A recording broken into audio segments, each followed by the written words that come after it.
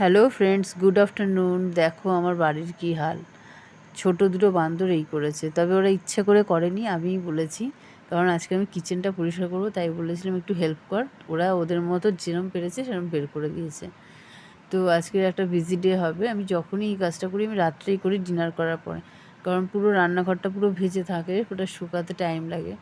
তো সব পুরো জল দিয়ে ঝাঁটা দিয়ে ভালো করে একদম ফিনাইল টিনাইল দিয়ে করে নিই। তারপরে এই কাজগুলোতে আবার খুব মোটা ময়লা পড়ে যায়, তেল চিটলে সেটাকে আবার ওয়াইপ দিয়ে ধুয়ে নিচ্ছি। তার মধ্যে আমাকে রান্না বান্নাও সারতে হবে, তো সবই একসঙ্গে করতে হবে।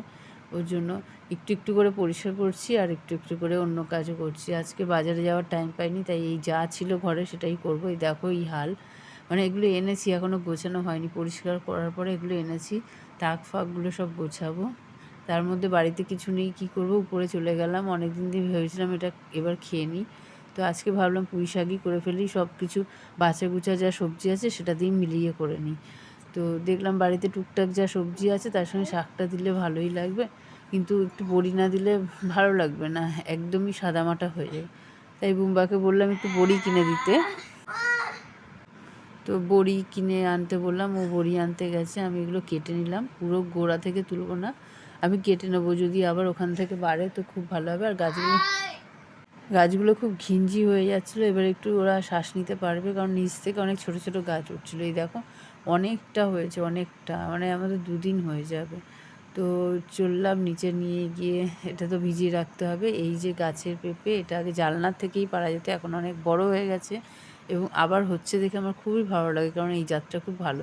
আর এই গাছটাগুলো একটু ছোট ছোট হয়, কারণ এখানেই বেশিরভাগ রাবিশই থাকে, মাটি নেই, তাই জন্য। যাই হোক, আমার কাজ চলে যাবে। একটা পেঁপেও দিয়ে দিই ওই শাকের মধ্যে, ছোট্ট পেঁপে নিয়ে নিলাম। এই পেঁপেটা কিন্তু পেকে যাবে, এর থেকে বড় হয় না, এরকমই হয়। আর এই যে বাছাকুচা সবজি, এটা দিয়ে যে পালং শাক করবো। তোমরা ভাবছো তো হয়তো একটা পালং শাকের জন্য এরকমভাবে ভিডিও করছি, না, কুমড়ো নেই দেখছি।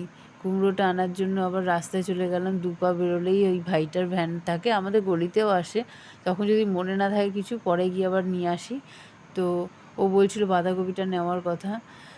এই ভাইটা যখনই আমাদের পাড়ায় আসে না, আমাকে খালি একটাই কথা বলবে, বৌদি তুমি কখন বিশ্রাম করো গো, সবসময় তোমাকে কাজ করতে দেখি, এরকম বলবে। এই যে বড়ি আর এই দেখো সবজিটাই অনেক বেশি হয়েছে, মানে বোঝা যাচ্ছে না, কিন্তু আমি রিয়েলাইজ করছি একটু একটু করে অনেক সবজি হয়ে গেছে। আমি তো ভাবছি কত বেশি হয়ে গেছে, শাকটা ধরবে তো, শাকটাও তো অনেক।